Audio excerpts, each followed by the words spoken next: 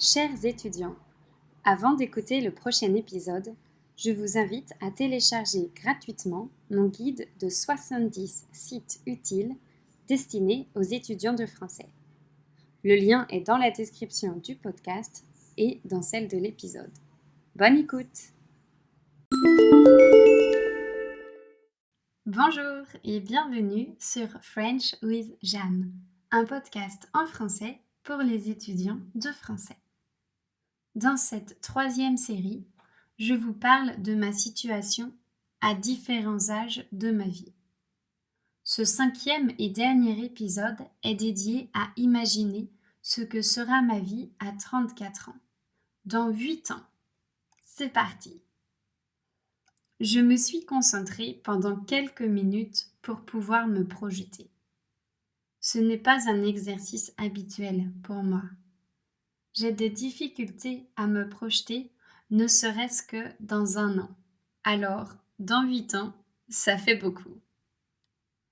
Quand j'aurai 34 ans, je crois que ma vie sera bien différente de celle d'aujourd'hui. Je pense que mon copain et moi aurons enfin trouvé un lieu où nous installer. Dans cette ville mystère, nous achèterons un appartement ou une maison que nous décorerons avec soin.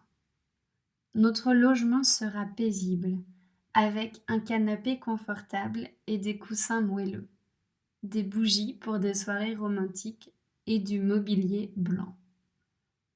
Nous accrocherons des photos colorées de nos voyages et d'autres de nos familles et amis. Nous encadrerons peut-être aussi quelques citations qui nous inspirent tous les deux.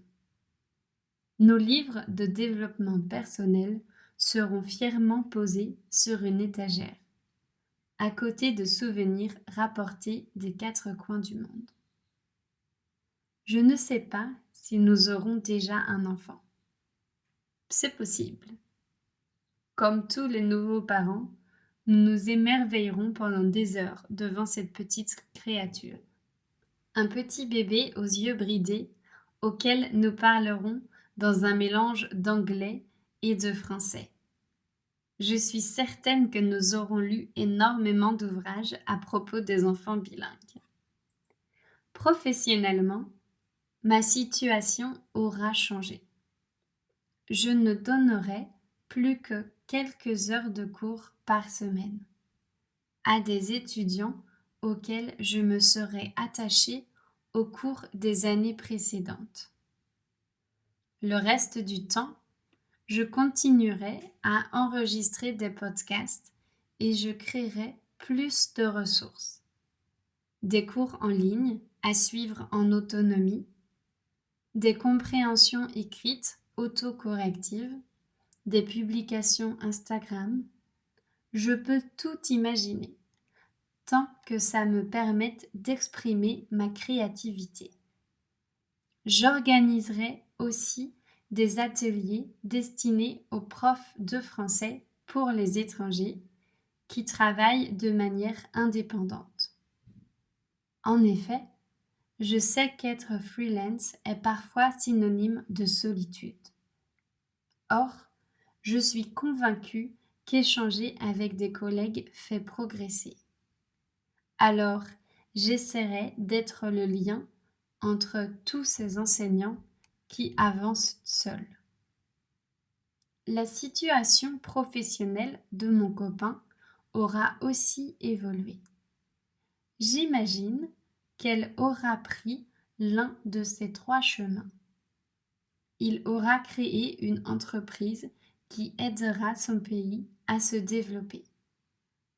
Il aura créé un site web utile, ou bien il aura créé un espace de coworking où nous verrons défiler des gens du monde entier. Notre mode de vie actuel lui donne plein d'idées. Alors, il est possible que l'une d'entre elles lui reste en tête. J'aime penser que je serai plus apaisée qu'aujourd'hui, que j'aurai plus de certitude et que je serai moins anxieuse. que je serai plus épanouie en somme.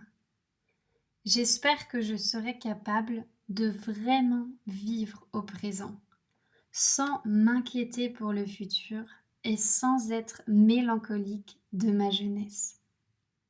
Évidemment, je m'imagine toujours en contact avec mes amis d'enfance et ceux de mon adolescence. Je suis un peu perplexe face à l'avenir, mais j'ai hâte de découvrir ce que l'avenir nous réserve, à mes amis et moi. Je suis déjà impressionnée de voir le chemin que nous parcourons, chacun d'entre nous. Les filles avec lesquelles j'allais à l'école sont maintenant enseignantes, infirmières ou designers. Les garçons avec qui nous sortions sont aujourd'hui ingénieurs, comptables ou managers. D'ailleurs, beaucoup d'entre eux ont déjà acheté une maison et parlent de mariage ou d'enfants. Où en serons-nous dans 8 ans?